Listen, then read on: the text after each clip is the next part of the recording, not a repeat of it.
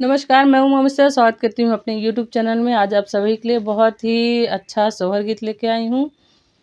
सोने के खड़ुआ राजा रामचंद्र चुटुर चुटुर चलई चुटुर चुटुर चलई हो। सखिया होई गनगर भर में सोरत रामा ससुरारी गए, रामा ससुरारी गए हो। सखिया होई गनगर भर में सोरत रामा ससुरारी गए, रामा ससुरारी गए हो।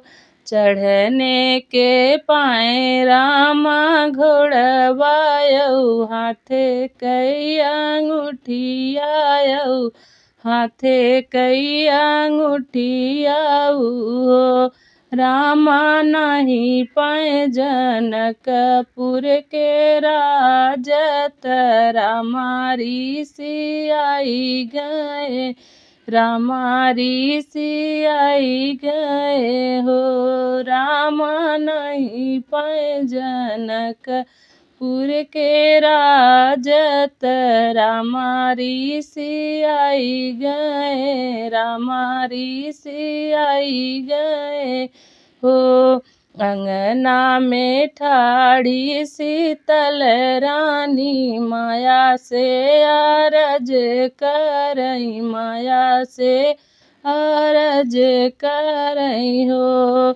माया अगिया लगावऊँ जनकपुर, जनकपुर के राज रामा ऋषि आई गए, रामा ऋषि आई गए हो।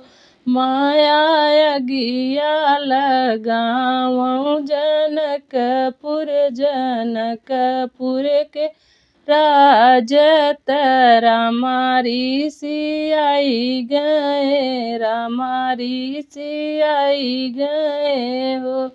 बोलियाऊ तऊ बोलियू बेटी, बोलही नहीं जानियू, बोलही नहीं जानियू।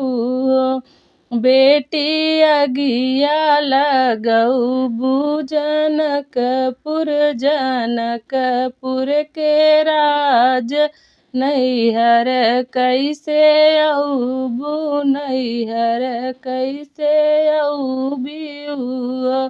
बेटी अगिया लगऊ जनकपुर, जनकपुर के राज नैहर कैसे औबू, नैहर कैसे औबीऊ।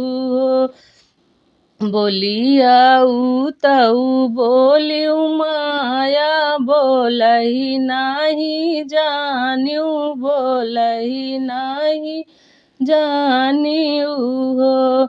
माया जे करे नी रामा ऐसन स्वामी, लखन ऐसन देवर, लखन ऐसन देवर हो।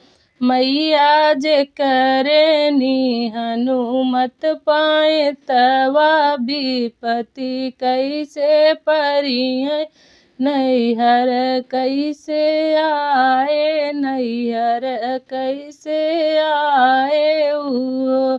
माया जे करे नी हनुमत पाए, तवा विपति कैसे परिहै, नैहर कैसे आए, नैहर कैसे आए हो। बोलियाऊ तऊ बोलियू माया, बोलही नहीं जानियू, बोलही नहीं जानियू हो। बेटी राम तोहार बन जइहै, विपति तोहरे पड़ी है, नैहर तू औबू, नैहर तू औबीऊ। बेटी राम तोहर बन जइहै विपति तोहरे पड़ी है नैहर तू अउबिउ नैहर तू अइबिउ हो। बोलियाहू तऊ बोलियु माया बोलही नाही जानियु बोलही नहीं जानियु हो।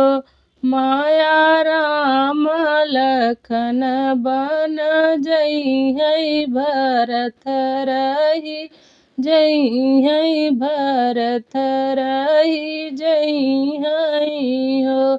माया अपने दुआरे धुइयाँ लउबै त भौरी लगौबै त भौरी लगौबै दुनहु जने खाबै नैहर नाही अउबै नैहर नाही अउबै हो।